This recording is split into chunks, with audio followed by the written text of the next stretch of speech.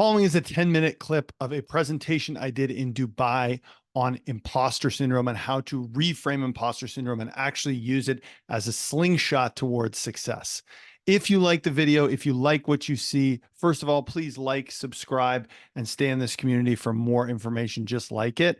And if you'd like to have me come and speak at your event, please send me an email, gavinmchale@gmail.com, with subject line speaking opportunity, and share all the information on the opportunity, and hopefully we can make something work. Enjoy the video. Raise your hand if at any point in your life you've felt like a fraud or an imposter. Okay, look around. Anyone putting two hands up? Okay, we got a lot of people in this room, a lot of successful people in this room, and almost all of you put your hands up. I feel like if you were listening to me, you put your hand up. If you weren't listening to me, you didn't, and that's fine. We often look at imposter syndrome as a bad thing, as a negative, and for good reason. It's probably held a lot of us back from doing a lot of awesome things. But I want to reframe that for you today as an opportunity. I want to reframe it for you today as like shift the perspective that we could use the parts of us that feel like an imposter as the mechanism of pulling back a slingshot and shooting ourselves forward further and faster. I'm going to tell you a brief story. This is me in September 2022. Frank was there and Jack was there. This was my first opportunity ever to speak in front of a group. And Frank was speaking. This guy's got 1 million businesses. Craig Ballantyne was speaking, who has coached Charlie. And he's like literally the OG of online personal training. He was selling personal training through a Hotmail account in 1999. And then there's me. And in the 1.5 days leading up to this talk, which, by the way, I kind of crushed the talk, and it kind of set me up for more speaking engagements, more opportunities, the opportunity to come here.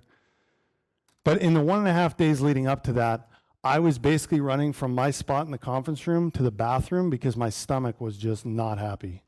Because maybe it was because I was a Canadian in Mexico, but also because I was so damn nervous and I was so afraid that I was going to be exposed as a fraud. And what I realized in the 16, 18 months since that presentation and talking a lot to a lot of you and to a lot of our clients is that I'm not the only one who felt that way.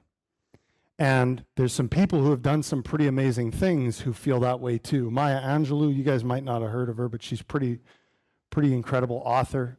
I feel like I've run a game on everybody and they're going to find me out. Albert Einstein. I think of myself as an involuntary swindler. And Meryl Streep, I mean, the biggest name of all of them. Why would anyone want to see me again in a movie? These are some pretty successful people who feel like imposters, who feel like a fraud.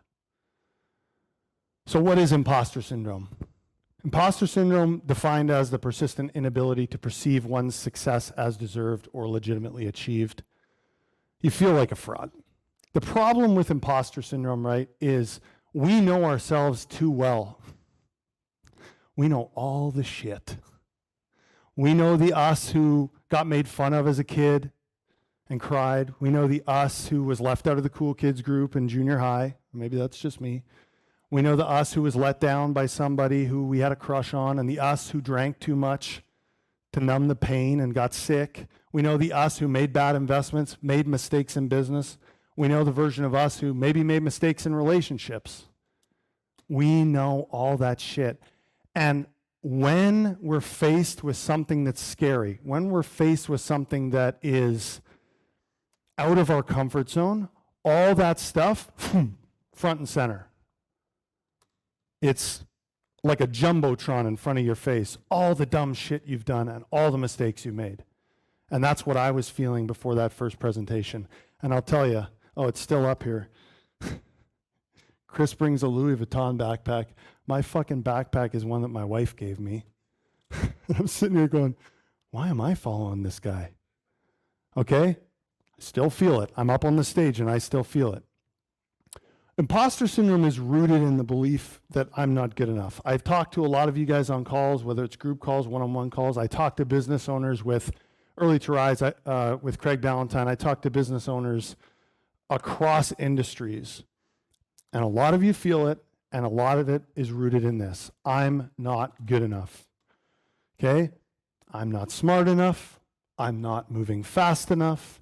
I'm not rich enough. I'm not good looking enough. I'm not tall enough. That's not me. But really what it's rooted in, I'm not enough. We don't feel like we're worthy of the success we have or the success we want. This is how the high performer thinks. We have always felt that in order to be worthy, we have to perform. Who feels me? And we have to perform at a certain level in order to be worthy. Because it's how our entire lives have been that way. For me, it was hockey and it was school. If I performed, people liked me. So I have this, then what happens in our brains is we go, okay, well, if I do this, then I get this. Right? So we believe that as we are not enough. As we already are, we are not enough. We have to do something to be enough. And that's what roots us in imposter syndrome, in feeling like a fraud. Let's dive into the part of us that is the imposter, because it's part of all of us. I mean, you all put your hand up. It's part of all of us, right? So the imposter is very empathetic. The imposter can read people, can recognize the energy in the room, right? That's what I was doing earlier. My imposter was going, okay, you got to read all these people, make sure they're paying attention, right? They're empathetic of other people. The imposter is self-aware, recognizes the flaws, recognizes when it needs to make a change, when it needs to tinker and tweak things, right? And the imposter, often to a fault, is humble. They know the flaws in their thinking. They know when they need to question themselves, right? I would say these three traits, empathy, self-awareness, and humility, pretty good traits for a business owner, right?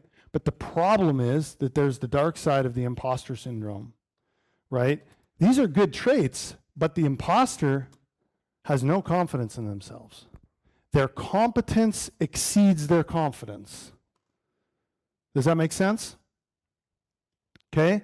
Their competence exceeds their confidence. Okay, so they have all these good traits, empathy, self-awareness, humility. However, they suffer from debilitating doubt, right? They don't feel like they deserve it, right? Because it would make sense. Okay, if your competence is an 8 out of 10, why wouldn't your confidence be an 8 out of 10?